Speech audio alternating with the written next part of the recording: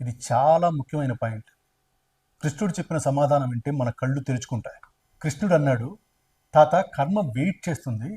నువ్వు ఆ పాపం చేసిన తర్వాత 100 జన్మలు నువ్వు చేసిన పుణ్యకార్యాలు నీ చుట్టూ ఒక రక్షణ కవచంలో ఏర్పడ్డాయి.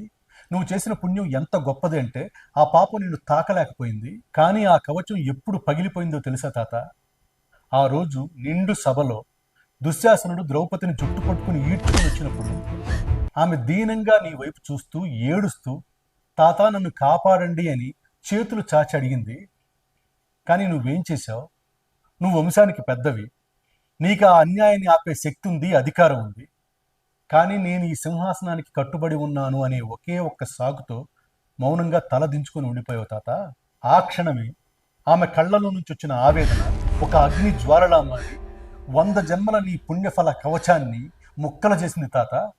అన్యాయం చేయటం ఎంత పాపమో, జరుగుతున్న అన్యాయాన్ని చూస్తూ మౌనంగా ఉండటం కూడా అంతే పాపం తాత.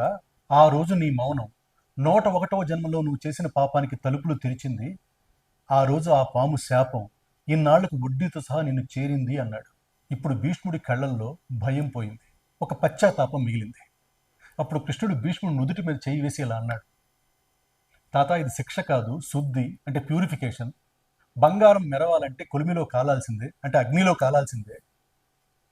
నువ్వు మోక్షానికి పూర్తిగా అర్హుడివి. నీ ఆత్మని అంటుకున్న కర్మనే మరకను తొడవటానికి ఈ వేదన అని చెప్పాడు.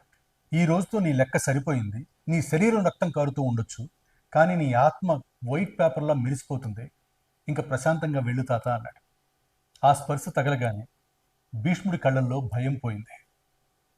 నరకం అనుభవిస్తున్న ఆ మనిషి చిన్నపిల్లాళ్ళ ప్రశాంతంగా నవ్వాడు.